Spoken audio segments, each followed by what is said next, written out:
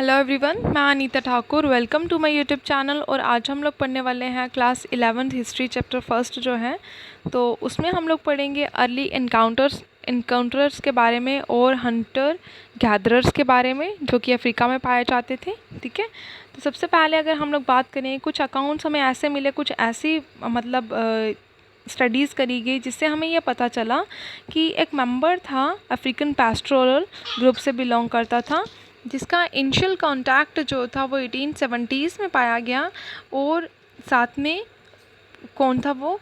कंग सन जिसको कहा जाता था। और कहा जाता है कि वो हंटर गैदरर सोसाइटी थी जो कि कहाँ रहती थी? कलहारी डेजर्ट में रहती थी।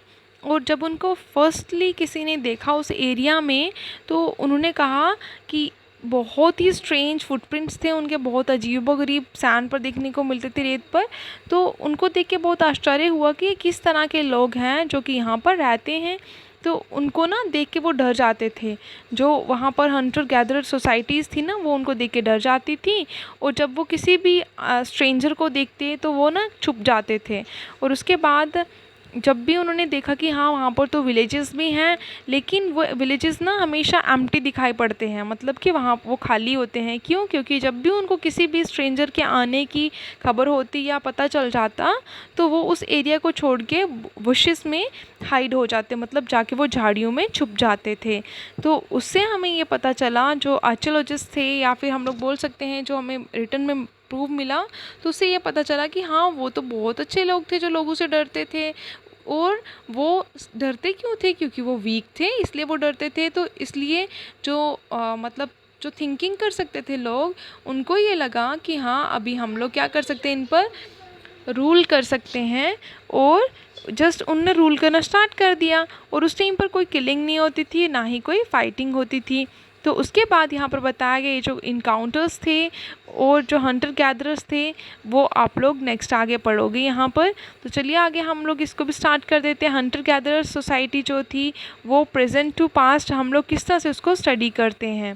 तो जैसे कि यहाँ पर बताया गया है, हमारे नॉलेज में ये चीज़ है कि प्रेजेंट डे जो हंटर गैदरर्स हैं, उनकी नंबरिंग इंक्रीज़ हो गई है, जो कि एंथ्रोपोलॉजिस्ट जो थे उनने स्टडीज़ करी, उससे हम लोगों को ये पता चला।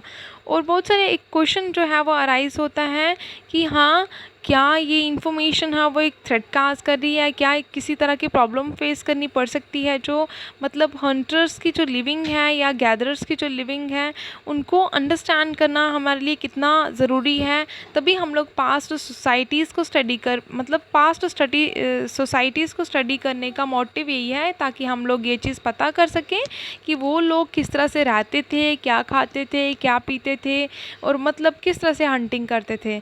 करंटली अगर हम लोग बात करें, तो दो तरह के अपोजिंग व्यूज़ जो हैं इस इशू पर देखने को मिलते हैं।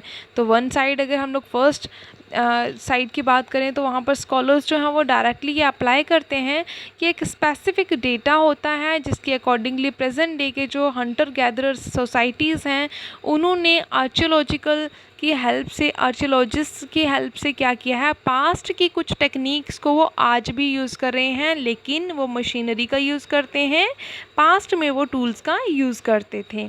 फॉर एग्ज़ाम्पल यहाँ पर बताया गया है, जो आर्कियोलॉजिस्ट हैं उन्होंने कुछ सजेशंस दिए हैं कि जो होमिनिड्स की साइट्स थी, जहाँ पर होमिनिड्स रहते थे, उनका जो मतलब उत्पत्ति या फिर हम लोग बोल सकते हैं वो कब से स्टार्ट हुई थी, 2 मिलियन ईयर एगो से। और देखा गया कि वो कहाँ रहते थे, वो मार्जिन लेक पर रहते थे, जो कि कहाँ पे था, तुर्काना में। तो वो ना क्या करते थे, उनको ड्राई सीज़न मतलब अच्छा लगता था, और उनने वहीं पर कैंप्स लगा रखे थे जो अर्ली ह्यूमंस थे। तो अब यहाँ पर बताया गया, क्योंकि वहाँ पर कुछ ऐसी प्रैक्टिसेस भी थी जो सिर्फ़ और सिर्फ कौन लोग करते थे, हज्जास करते थे, और साथ में कंगसन करते थे। तो नेक्स्ट में यहाँ पर बताया गया है, दूसरी साइड जो स्कॉलर्स थे वो ये सोचते थे, वो ये फील करते थे कि एथनोग्राफिक डेटा जो था, उसमें हम लोग को पूरी तरह से अंडरस्टैंडिंग ही नहीं होती कि जो पास्ट स्टडीज़ थी वो मतलब टोटली डिफरेंट थी। आज का सिस्टम और उस टाइम का सिस्टम टोटली डिफरेंशिएटेड था, एक दूसरे से बिल्कुल पूरी तरह से अलग था। तो अगर हम लोग एग्जाम्पल की बात करें तो यहाँ पर बताया गया है जो प्रेजेंट डे हंटिंग होती है, मतलब जो आज के समय में हंटिंग करते हैं, शिकार खेला जाता है, तो वो सोसाइटीज़ जो हैं वो इकोनॉमिकली मतलब एक्टिविटीज़ के अंदर आएंगी, जिसमें हंटिंग और गैदरिंग जो है वो चलाई जाती है, करी जाती है। तो इसमें क्या आएगा कि हम लोग को क्या करना है, उसमें engaging in exchange and trade in minor forest produce. वो क्या करते हैं, ट्रेड करते हैं, जो कि फॉरेस्ट से बहुत कम चीज़ें मिलती हैं और उनके दाम बहुत अच्छे होते हैं। उनको वो वर्क करते हैं ताकि उनको कुछ पैसा मिल सके, लेबरर का काम भी करते हैं वो, मतलब कुछ दूसरे फार्मर्स के फील्ड्स में भी काम करते हैं ताकि वो वहाँ से भी प्रॉफिट अर्न कर सकें। तो फाइनली अगर हम लोग बात करें, ये जो सोसाइटीज़ होती हैं उनको मार्जिनलाइज्ड सोसाइटीज़ कहा जा सकता है पूरी तरह से। और वो जोग्राफिकली, पॉलिटिकली और सोशली टोटली क्या होते हैं, डिफरेंट होते हैं। और उनकी कंडीशंस ऐसी हैं कि वो मतलब रह भी नहीं सकते हैं इतना प्रॉपरली, उनकी मतलब लिविंग कंडीशंस बेटर नहीं होती हैं, जो कि अर्ली ह्यूमन से टोटली डिफरेंट है। मतलब आज का ह्यूमन बीइंग जो है वो बहुत ज़्यादा कंफर्टेबल लाइफ्स को जी रहा है, लेकिन जो अर्ली ह्यूमंस थे उन्होंने बहुत ज़्यादा स्ट्रगल करी फॉर देयर सर्वाइवल। तो आज के लिए इतना ही। Thanks for listening and may God bless you all.